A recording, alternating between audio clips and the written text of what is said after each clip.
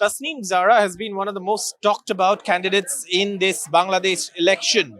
Her journey from the UK to the bylanes of Dhaka, participating in an election campaign, has been the talk of town.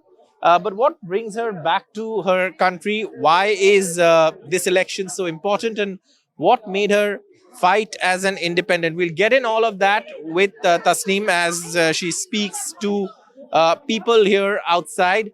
Tasnim, if I can very quickly ask you, you've come back from the UK, you're contesting an election here, leaving the medical profession behind. What drove this decision? To join electoral politics? Yes. So it was motivated by two things. Primarily, as a doctor, I can help my patients. As a public health educator and as a doctor, I could probably reach millions, but I cannot change the system. To ensure lasting changes for healthcare, education, and governance, it does require political will. And secondly, it was a desire to change our political culture so that it moves away from nepotism, corruption, towards transparency and accountability. How has this experience been?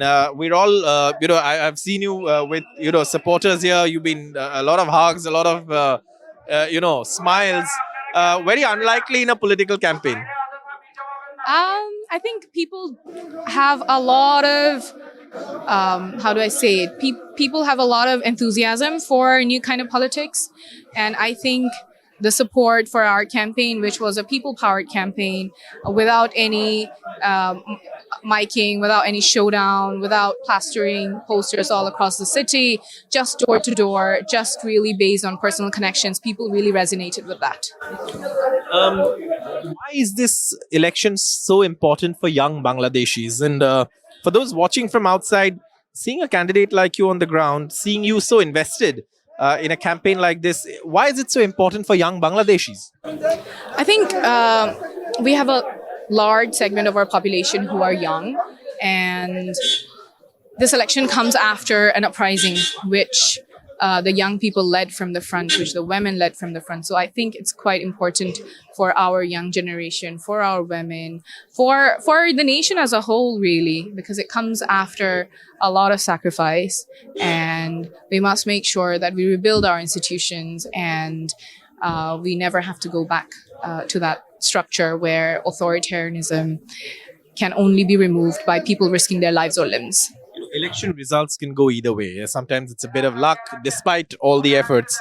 Are you here for the long haul? And if the result doesn't go your way, God forbid, what are you going to do? Are you going to stay here? Are you going to dig your heels in? Or are you going to look at the alternatives that you already had earlier? I chose the difficult path of contesting as an independent because I strongly believe in the promise and the responsibility of building a new political culture. So that's the path I'll be taking. And tell me one more thing. You said you chose the more difficult path of contesting as an independent, and that was based on a decision of your former party to tie up with one group. What was it about that group that, and especially when it comes to women, that led you to take this decision? So essentially, I was one of millions of young Bangladeshis who stayed outside formal politics and wanted to contribute from my profession. But the July uprising provided us an opportunity to have space in politics and really genuinely promote and take part in the new kind of politics. But when NCP joined the old political guard, I struggled to see how a new political culture could thrive within that framework. So that's why I quit and chose to run as an independent. We'll have to clear it now. Thank you so much, Tasnim Jara. Thank you for your time. And thank you so much for speaking to NDTV.